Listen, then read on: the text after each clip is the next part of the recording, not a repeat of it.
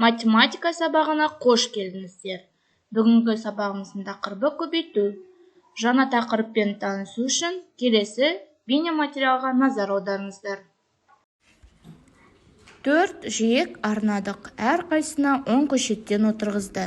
Мұны біз 10-ды өзіне өзін 4 рет қосып есептейміз. Сонда 40 болады. Санды өзіне өзін қосқанды бірнеше рет жазбай-ақ, бұлайша көбейту таңбасын салып, қанша рет қосылатындығын санын көрсетсең, көбейту амалы болады. Көбейтуді нүктемен де таңбалауға болады. Санды басқа санға көбейту дегеніміз, бірінші санды өзіне өзін сонша рет қосу. Тек көбейту амалы өрнектелгенде, көбейетін сандар көбейткіштер, өрнектің өзі көбейтінді, шығатын нәтиже көбейтіндінің мәні деп аталады.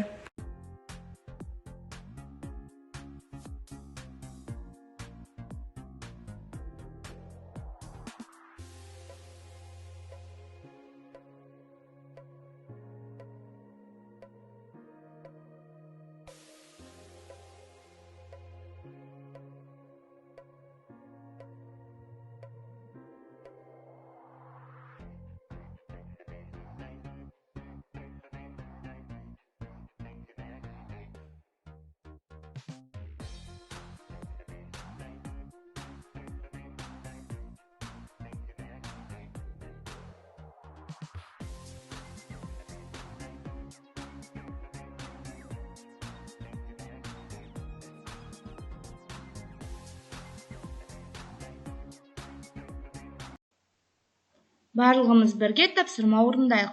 Қосудың көмегімен үлгі бойынша есептеп көрейік. 40 көбейтілген 2, 9 көбейтілген 3, 100 көбейтілген 3, 5 см көбейтілген 2, 7 литр көбейтілген 4, 30 кг көбейтілген 3.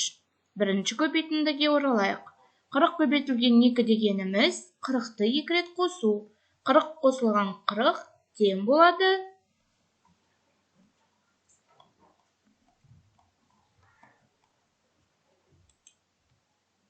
80. Дұрыс айтасыздар балалар. Келесі 9 көбейтілген 3 дегеніміз 9-ды өзара 3 рет қосу. 9 қосылған 9 қосылған 9 тең болады. 27. Тамаша. Келесі 100 көбейтілген 3 дегеніміз 100-ді өзара 3 рет қосу. 100 қосылған 100 қосылған 100 тең болады балалар. 300. Керемет. 5 см көбейтілген 2 дегеніміз 5 см-ді өзара 2 рет қосу. 5 см-ге 5 см қоссақ балалар, дұрыс айтасыздар, 10 см болады. Келесі 7 литр көбейтілген 4 дегеніміз 7 литрді 4 рет өзара қосу. 7 литр қосылған 7 литр қосылған 7 литр қосылған 7 литр тең болады. 28 литр. Тамаша. 30 кг көбейтілген 3 дегеніміз 30 кг-ды өзара 3 рет қосу. 30 кг қосылған 30 кг қосылған 30 кг тең болады.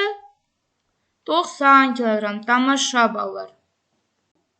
Балалар, көбейту кестесіне арналған 2 көбейту кестесі бойынша бояумен тапсырма орындап көрейік. Біздің тапсырмада сол жағымызда тапсырма берілген. 2 көбейтілген 2 тең болады неше? 4. Мен мысал ретінде біреуін шығарып көрсетіп қойдым. Келесі 2 көбейтілген 3 қанша болады балалар? Енді ол 6. Дұрыс айтасыздар. Төменгі жағында түстер берілген. 6 қандай түс болады балалар? Қызыл. Дұрыс айтасыздар. 2 көбейту 4 қанша болады? 8. 8 балалар. Қандай түс болады? Дұрыс айтасыздар. Жасыл. Ашық. Жасыл. Келесі 2 көбейтілген 5. Дұрыс айтасыздар. 10. Ол жасыл болады. 2 көбейтілген 6. Ол ашық көк. 12. Дұрыс айтасыздар. 2 көбейтілген 7. 14. Көк түсті. 2 жердегі 8 неше? 16. Күлгін. 2 жердегі 9. Ол неше? 18. Қара түсті. 2 жердегі 10. Ол бізде ақ, яғни жарма. Енді осы бізде гүл берілген, бүкіл жерде осы екі көбейту кестесінің тапсырмалары берілген, е?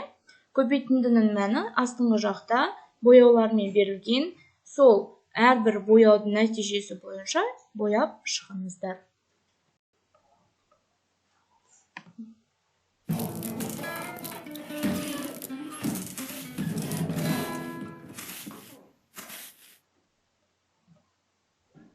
Балалар, келесі тапсырма алдарыңызда көрсетіліп тұрғандай, 2 көбейтілген 6 деген көбейтінді берген. Астында жауаптар берілген 10, 4, 12, 15, 2, 16 деген. Бұл сөздерде көбейтіндің мәні болып табылады. Дұрыс көбейтіндің мәні қайсы болады? Дұрыс, балалар, 12 болады. Келесі 2 көбейтілген 5. Бұның дұрыс жауабы қайсы екен көбейтіндің мәні? Тамаша, 10 болады. 4 жердегі 3-ім, дұрыс жауабы 12 көбейтіндің мәні болады. 3 көбейтілген 7 көбейтіндің мәні қайсы болады екен? Дұрыс, балалар, 21. Келесі 2 көбейтілген 9 көбейтіндің мәні қайсы болады екен? Дұрыс, 18. 3 көбейтілген 3 көбейтіндің мәні 9. Дұрыс айтасыздар. 3 жердегі 9 көбейтіндің мәні қайсы болады? 27. Тамаша. Келесі 4 жердегі 8-ім көбейтіндің мәні қайсы болады? Дұрыс. Ой, балалар, қателестік, 32 екен. 5 көбейтілген 4 қайсы болады? Дұрыс, тамаша, 20. 5 жердегі 8-ім 40, тамаша.